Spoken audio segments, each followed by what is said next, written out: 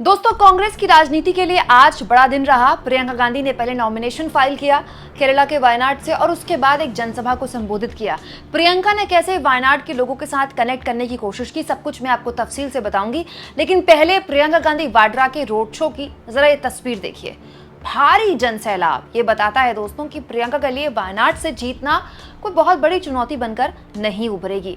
BJP ने एक candidate भी दिया है, उसके बारे में चर्चा भी चल रही है, लेकिन प्रियंका गांधी का वायनाड से जीतना लगभग तय माना जा रहा है। लेकिन आज प्रियंका गांधी की ये जो मौजूदगी थी, इसका ट्रेलर कल रात ही प्रियंका ने दे दिया था। कल रात जब प्रियंका पहुंची थी वायनाड, तो वहां कैसे लोकल लोगों से कनेक्ट करने की प्रियंका ने कोशिश की, जिसके लिए वो जानी जाती हैं। अगर आप तफसील से देखना चाहते हैं तो मेरा आप ये वीडियो देख सकते हैं, जो कि मैंने आज ही पोस्ट किया है।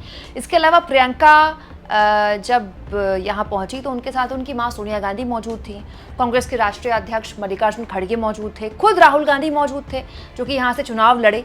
और वायनाड दोस्तों ये हर लिहाज से बहुत ही इंपॉर्टेंट सीट इसलिए भी है क्योंकि जाहिर तौर पर राहुल गांधी यहाँ से लड़े हैं। 2019 में जब वो हार गए थे अमेठी से, तो वायनाड की वजह से ही वो संसद पहुंचे।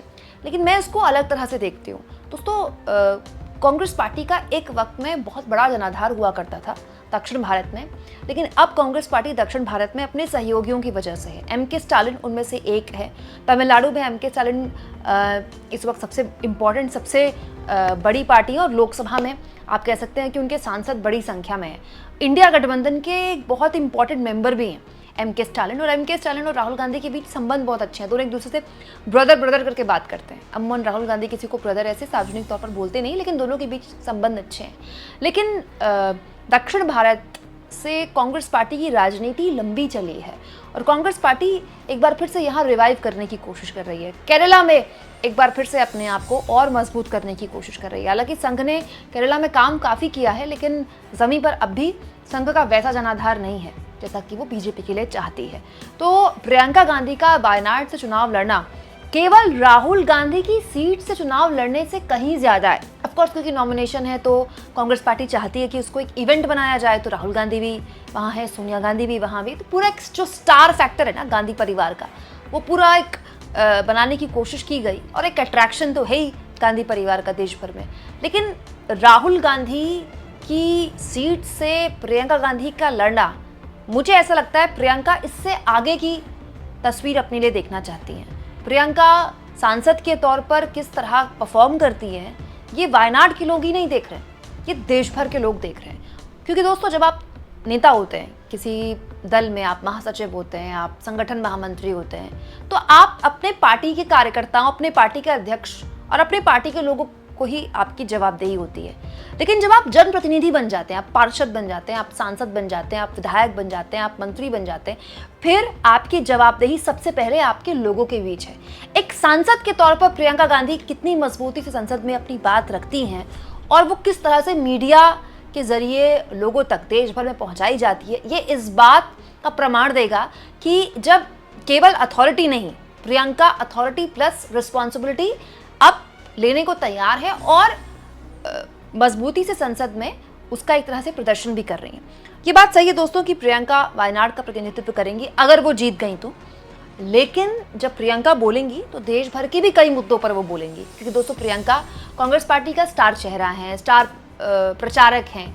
किसी भी राज्य में चुनाव हो, उनको प्रचार के लिए बुलाया जाता है। वो हरियाणा भी गई, देश भर में उन्होंने प्रचार किया। अमेठी रायबरेली में तो अगर जीत का सेहरा जाता है कांग्रेस पार्टी को, तो वो प्रियंका गांधी का ही जाता है सिर पर।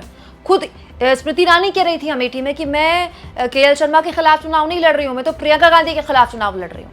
तो प्रियंका गांधी ने अपने आप को कम से कम कुछ सीटों में तो दिखाया है प्रूव करके, लेकिन अब उन्हें एक सांसद के तौर पर प्रूव करना है, जिसकी पूरी कोशिश कम से कम अपने नॉमिनेशन के दिन तो शक्ति प्रदर्शन के जरिए उन्होंने दिखा दी।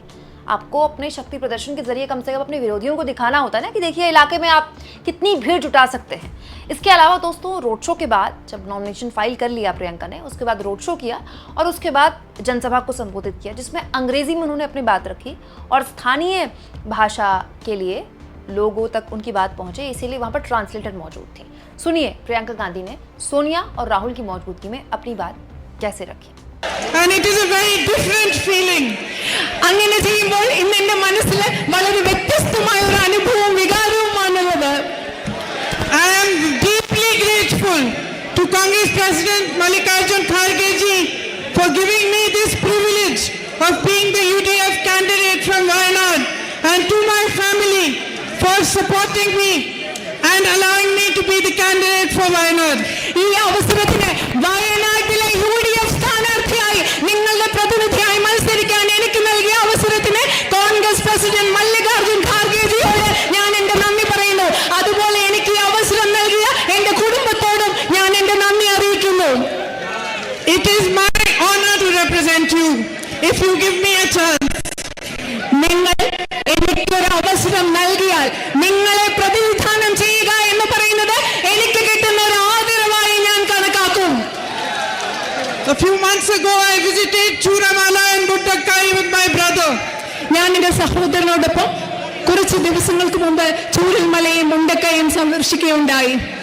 I saw the devastation with my own eyes.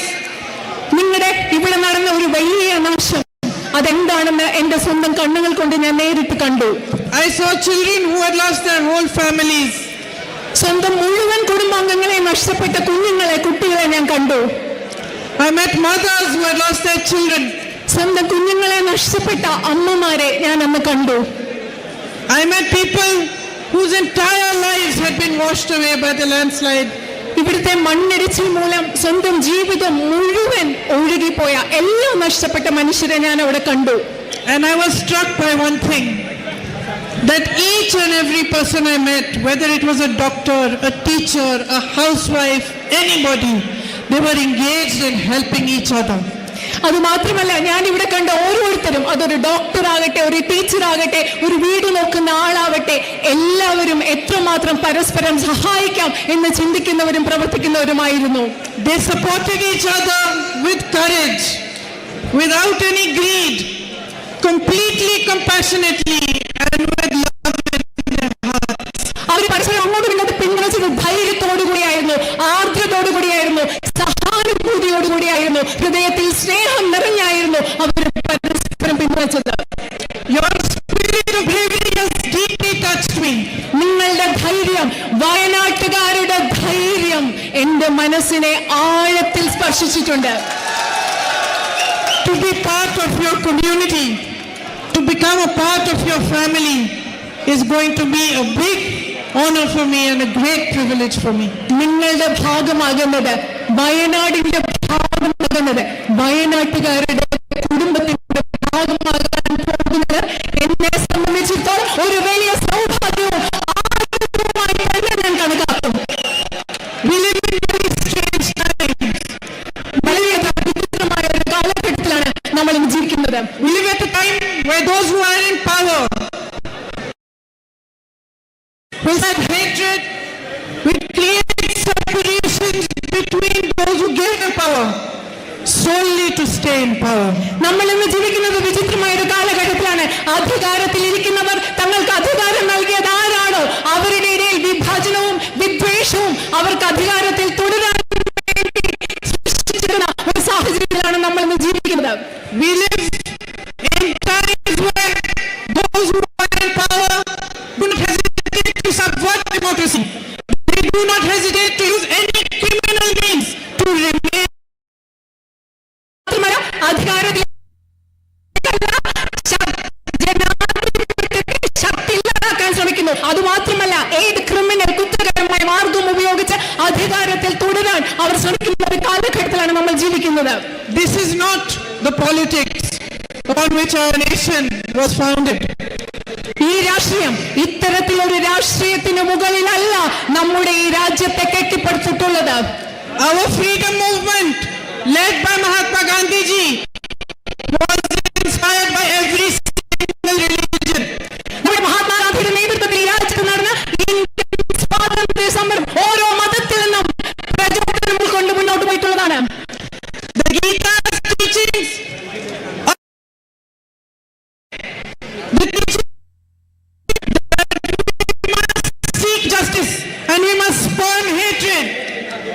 Jesus Christ's teachings in Corinthians 13, where he speaks of humility, where he teaches us that whatever we do, if there is no love in our hearts, then it has no value.